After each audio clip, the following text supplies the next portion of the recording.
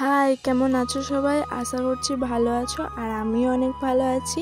তো আজ আমি তোমাদের সাথে শেয়ার করতে চলেছি পটলের ভর্তা। তো প্রথমে আমি পটলগুলো এইভাবে ছুলে নিয়ে কেটে নিয়েছি, তোমরা দেখে নিলে। এবার আমি এদিকে একটা কড়াই বসিয়ে দিয়েছি।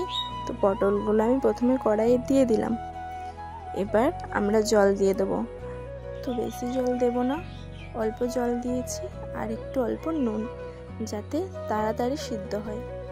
তো দেখো জলটা ফুটে গেছে। এবার আমি কিছুক্ষণের জন্য ঢাকা দিয়ে দেব। তো চলো, ঢাকা দিয়ে দিয়েছি। দেখো ঢাকাটা আমি খুলেও দিয়েছি, কি সুন্দর সেদ্ধ হয়েছে, বুঝতে পারছো? এবার আমি ওগুলো নামিয়ে নিলাম। এবার কড়াই একটু তেল দিয়ে দিয়েছি আর এখানে কোচানো শুকনো লঙ্কা দিয়ে দিয়েছি। এবার দিয়ে দিলাম রসুন কুচি।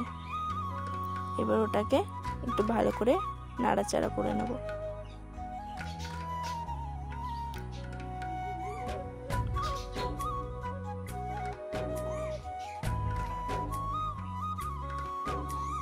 তো ভালো করে নাড়াচাড়া আমরা করে নিয়েছি।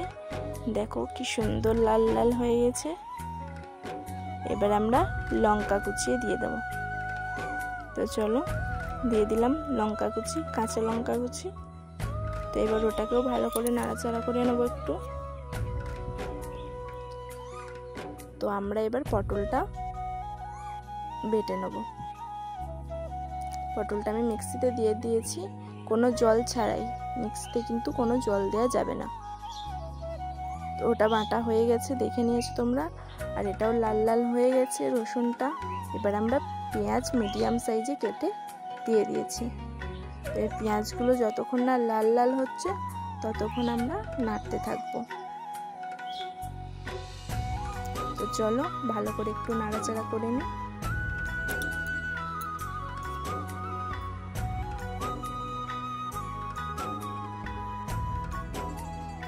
দেখো কি সুন্দর লাল লাল হয়ে গেছে।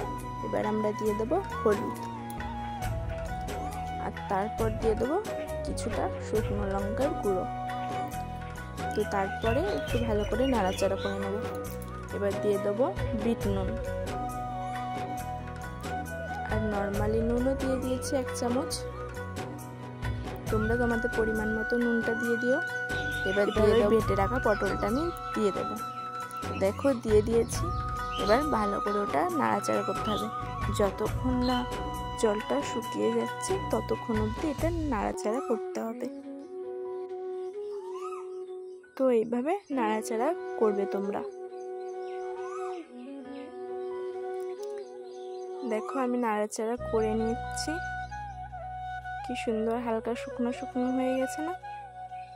এটাকে এখনো নাড়াচাড়া করতে হবে যতক্ষণ না এটা একটা ঘন বেটার তৈরি হচ্ছে। দেখো আমি নাড়াচাড়া করতে করতে আমার ঘন বেটার তৈরি হয়ে গেছে। তো এখানে ভালো করে নাড়াচাড়া আমি করে নিয়েছি।